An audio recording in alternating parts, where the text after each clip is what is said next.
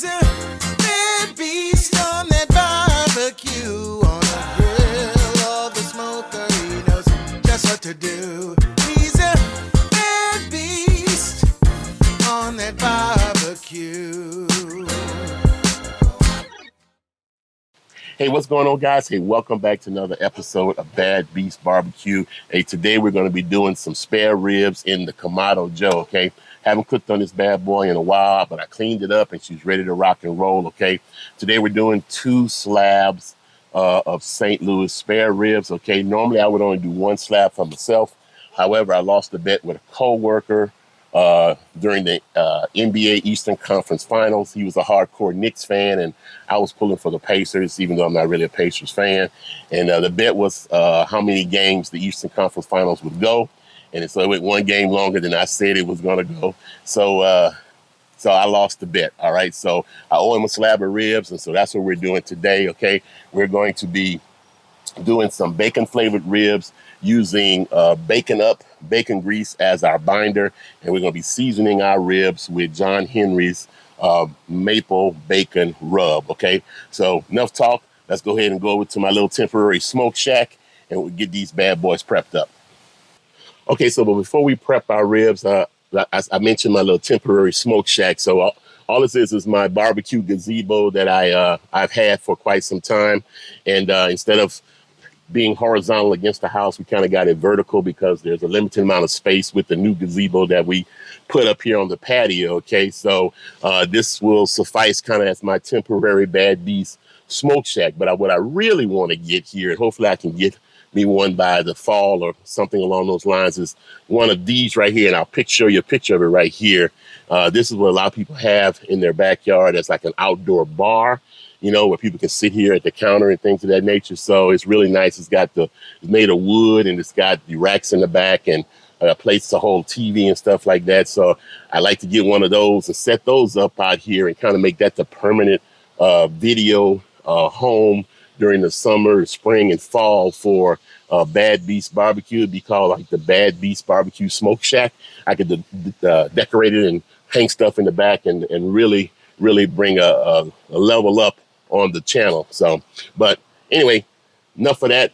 Wishful thinking, I guess. Let's go ahead and get these ribs prepped and get them in the smoke.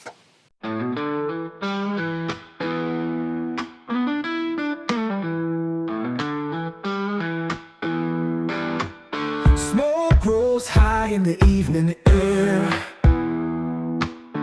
A sweet aroma lingers everywhere. Bad Beast got his bourbon smooth and neat. Says the world can't wait. This is living complete. We're puffing on cigars on the twilight's light, sipping on gold. Everything feels right. Got the grill on low, flames burning tight. Oh, backyard living, it's a soulful flight. Bad Beast flips ribs like a magician's trick, with a look in his eye that's calm but slick. He hums a tune while the coals glow orange. Life tastes better when the moment's pure. We're puffing on cigars on the twilight's light, sipping on gold. Everything feels right. Got the grill on low, flames burning tight. Oh, backyard living, it's a soulful flight. Bad Beast splits ribs like a magician's trick, with a look in his eye that's calm but slick. He hums a tune while the coals glow orange. Life tastes better when the moment's pure.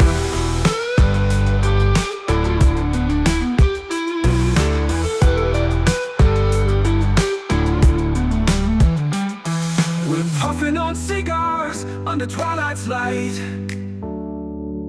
sipping on gold, everything feels right. Got the grill on low, flames burning tight. Oh, backyard living. All right, guys, our ribs have been on for about an hour. Let's see what they look like. They cooking really nice. This is our combination of, it's actually 1/2 cup of Blue Moon beer and 1/2 cup of Tony's butter injection. So we're using the spray blender bottle. It has a filter on the inside of it that prevents clogging. This is a really cool device. If you guys are interested in getting one, check out Amazon. We're gonna hit these bad boys with a little butter flavor, a little beer flavor, along with the bacon flavor and the maple flavor. Lord have mercy. See how these bad boys turn out. All right, let's close her up. Come back and spritz again in about 40 minutes. All right, guys, so these bad boys have been on now for 3 hours at 250 degrees. We've been spritzing them 2 or 3 times. They got some great color on them, some nice bone pullback. We're gonna go ahead and wrap these bad boys up. And I've been wrapping my ribs in a foil pan lately. Just seems to give it a little bit of better degree of tenderness. All right, let's take these over to the shack shed, smoke shack, and get these done up. All right, guys, so here are our ribs. And then we're going to put our leftover Blue Moon beer in the bottom of it to add a little moisture. And we're going to spritz these again really heavy with the butter and beer spritz that we've been using the entire time. All right.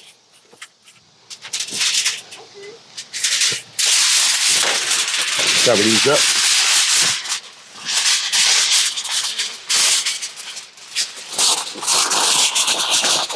Really tight.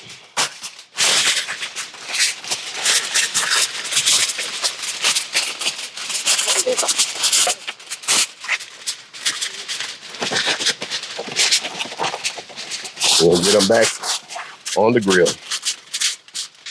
All right, let's just hope this pan fits on my Kamado, because I got to put some other stuff on here too. Let's see if this is going to close. Yes. All right. All right, we're going to go ahead and see how our ribs are doing. Peel back our foil a little bit. Get some temperatures here. Oh, they look really good. Look really good. Let's see some. Oh, they're really temperature. But they're temping out at like over 200 degrees, and the probe is just going through them like butter. All right, so we're gonna go ahead and pull these off. These have been cooking on here for just under 4 hours. All right, let's get a taste test. All right, guys, we're gonna have a quick taste test because I'm fighting the flies out here. They're all over my cutting board and stuff. So hopefully we can. All right, so you can see that there's a lot of pullback. I mean, it pulled back quite a bit, okay? They're nice and tender. Got my Dow Strong knife here. Go on now. There's flies all over the place. Oh, I'm hitting the bone here. There we go. Oh. Sorry, guys, I'm fighting flies here.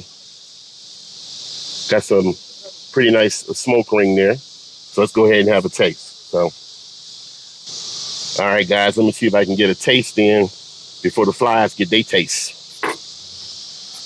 They are all over the place here. Seems like you know how it is when you're cooking outdoors. Every time you try to cook outdoors, you get Johnny and all his friends coming. So, all right, let's see what we got here. Damn, it smells really good. Wow. All right, let's get a bite.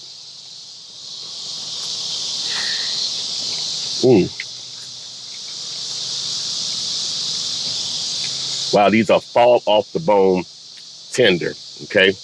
I can taste the beer, I can taste the butter, I can taste the bacon flavor, and they're sweet from the maple rub, okay? So all in all, I say this was a success. One thing I think I wish I had added, since I put so much spritz on it, is a little bit more salt and pepper. But other than that, these bad boys really hit the spot. Get a second bite.